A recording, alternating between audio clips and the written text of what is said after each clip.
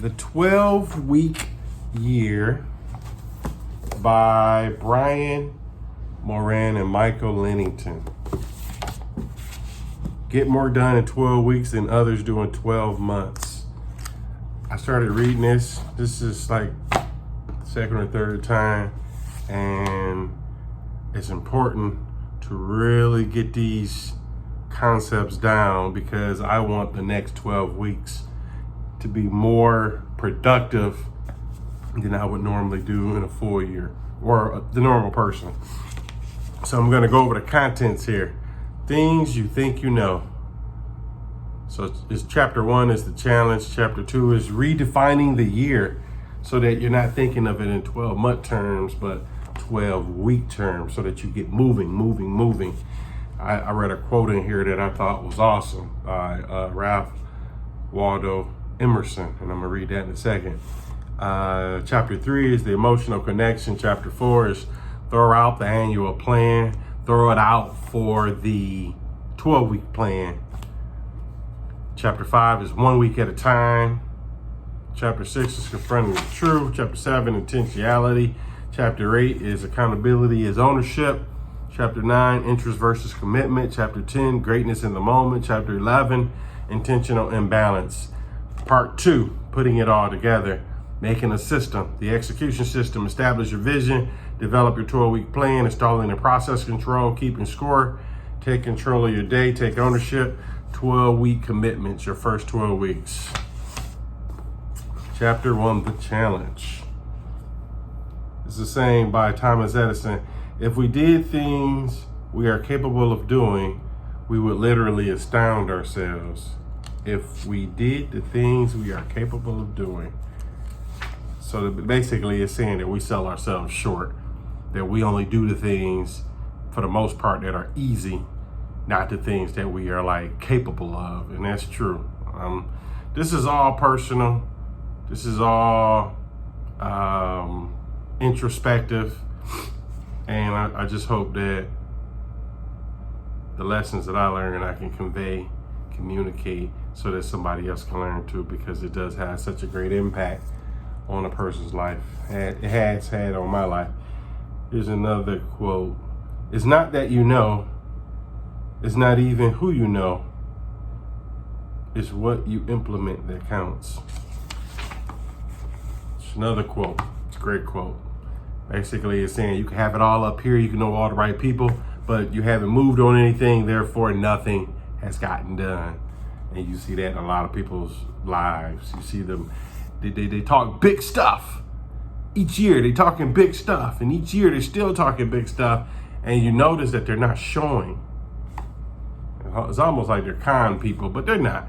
I mean, they do it because people want to be seen as more than what they really are because it makes them feel good. That's for ego. And they inflate. And actually, sometimes people really believe in their own self-importance, and that's pride. So, you know, there are things to go with that. I'm not going to get into that right now. So there's another quote. It's what you learn after you know it all that counts. It's what you learn after you know it all that counts. Yeah. So basically, that's saying is that most people stop learning because they know it all already. So if you're a self-professed know-it-all, or if people have told you that you know it all, and I can go into that too. I've been told that. And let me digress for a little bit. With that, usually when people tell me that, that's just them saying, I know more than them. And I do know a lot. So being called a know-it-all is not in and of itself. That could be the other person too. It doesn't mean that you're necessarily being a know-it-all. But sometimes it could be how you come across, because sometimes it's just good to play, how they say, play the fool, play the simple, like, okay. You know, let them talk. Here's another quote. You can't build a reputation on what you're going to do. That's Henry Ford. Basically, it gets into action. Do the work. And that's true, because people that talk a lot and you don't see it, and you know what I don't get is how people, they tell me about, oh, this person did this and this person did this. And it's like, how do you know they did that? I guess I'm skeptical. Maybe I'm a cynic at nature, but I just need to see that you telling me you did something and you actually showing me you did it is something totally different. Then I find those people who they'll tell you what they did. Oh, I did this and I did this, but they won't tell you how they did it.